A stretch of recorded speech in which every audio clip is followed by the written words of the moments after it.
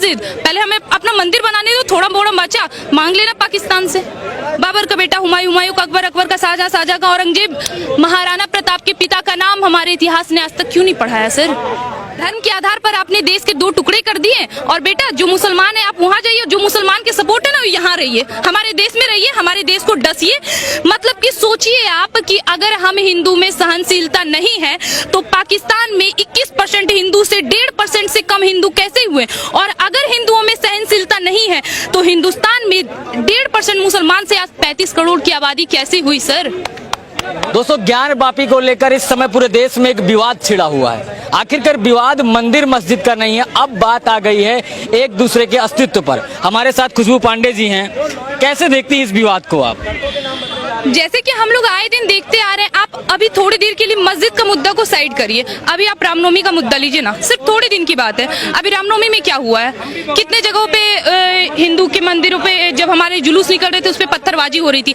आप हमें एक बात बताइए, आज तक आपने कितनी बार सुना होगा कि ईद हो रहे है या मुसलमानों का कोई पर्व हो रहा है उस पे हिंदुओं ने पत्थरबाजी किया हो, या उनके घर की बहू बेटियों का रेप किया हो, या जब उनका ईदी चल रहा हो, ईद का नमाज का महीना चल रहा होगा, उस समय कोई हिंदू लड़का किसी मुसलमान की लड़कियों के साथ बलात्कार किया हो या उसको मार के काट के फेंक दिया हो?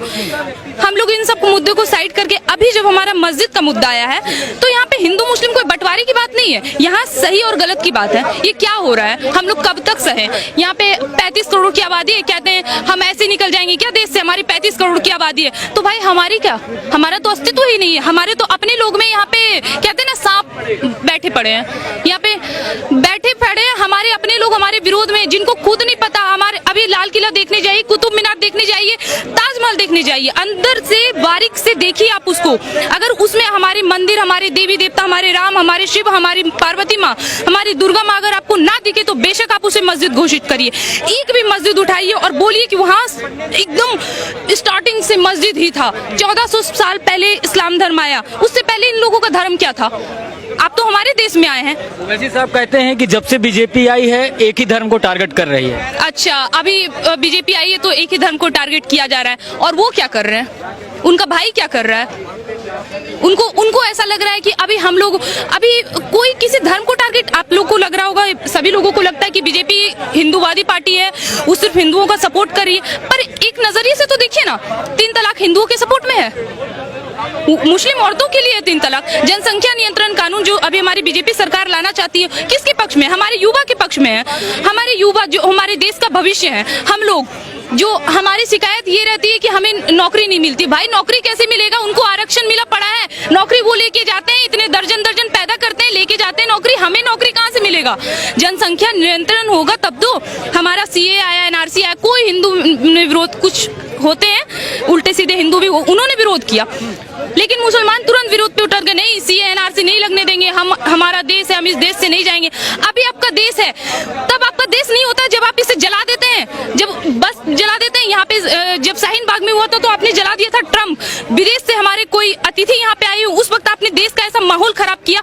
कौन देशवासी ऐसा माहौल खराब करते हैं? आप अपने आप को इस देश का देशवासी कहते हैं, शर्म आना चाहिए। आप कहते हैं हिंदू मुसलमान भाई, जब आपका समय आता है तो आप कहते हैं हिंदू मुसलमान भाई, जब हमारा समय रहता है तो भाई आप कटो, कार सेवकों को मार दो, गोली चला दो, आपकी सरकार है, आप कुछ भी कर लो। आज बीजेपी अगर थोड़ा सा 1% हिंदुओं के लिए सोच ली है, नहीं सच्चाई के लिए सोच ली है कि भाई उनको भी थोड़ा सा देख लिया जाए, तो आज कह रहे हैं कि बीजेपी एक तरफा सोच रही है। महबूबा मुफ्ती कहती हैं कि माहौल खराब किया जा रहा है, हिंदू मुसलमान के बीच में दरार डाली जा रही है, इसीलिए सारे मुद्दे उठाए जा रहे हैं। अच्छा, हिंदू मुसलमान पे दरार, ये महबूबा मुफ्ती वही है ना जिनको कोई प्रॉब्लम नहीं था कि कश्मीर में क्या हुआ था।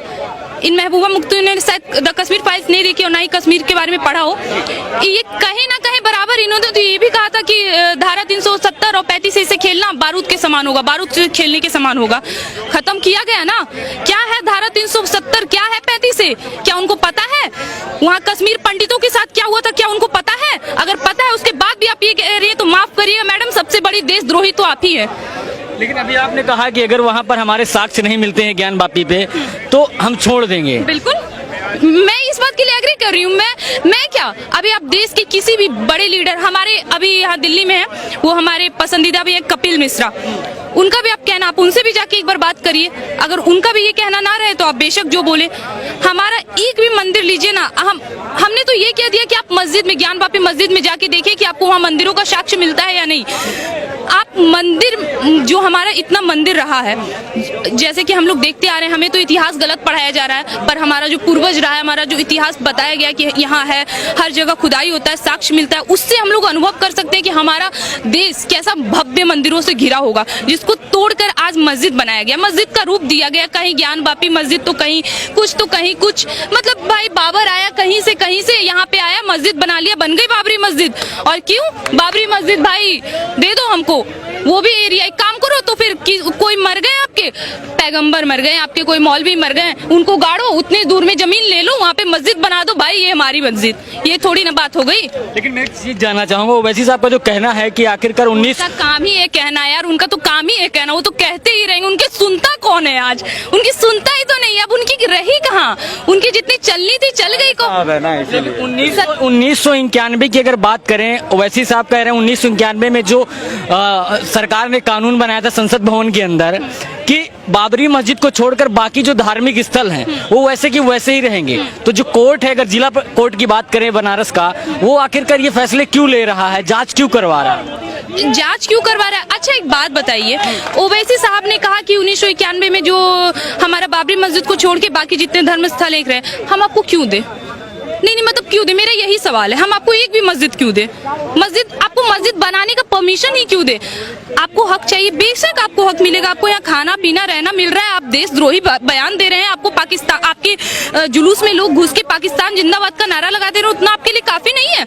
अभी आपको मस्जिद भी चाहिए, घर मिल गए हैं, इतने बड़े रूम में रहते हैं, इतने बड़े घर में रहते हैं, अब मोदी की माँ की तरह वो झोपड़ी में तो रहते नहीं है, इतने बड़े रहते हैं, एक भी मंदिर नहीं है।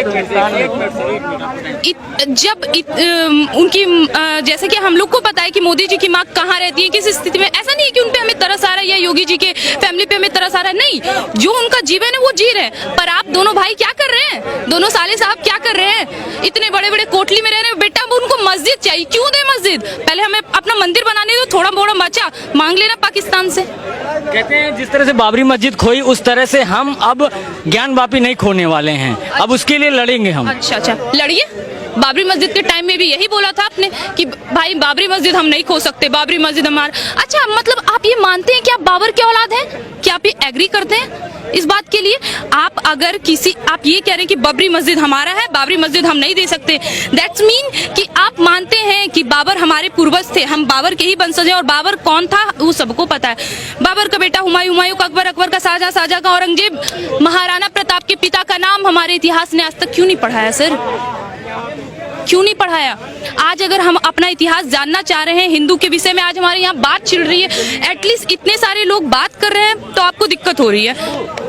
और इतने दिनों से जो हो रहा था, हिंदुओं को मारा जा रहा था, काटा जा रहा था, वो सब कुछ नहीं। बीजेपी जब से आई तब से हिंदू मुसलमान कर रही है। 1947 में क्या हुआ था?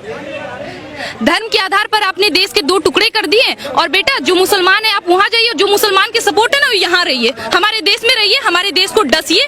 मतलब कि सोचिए आप कि अगर हम हिंदू में सहनशीलता नहीं है तो पाकिस्तान में 21% हिंदू से 1.5% से कम हिंदू कैसे हुए? और अगर हिंदुओं में सहनशीलता नहीं है तो हिंदुस्तान में 1.5% मुसलमान से आज 35 करोड़ की आबादी कैसे हुई सर?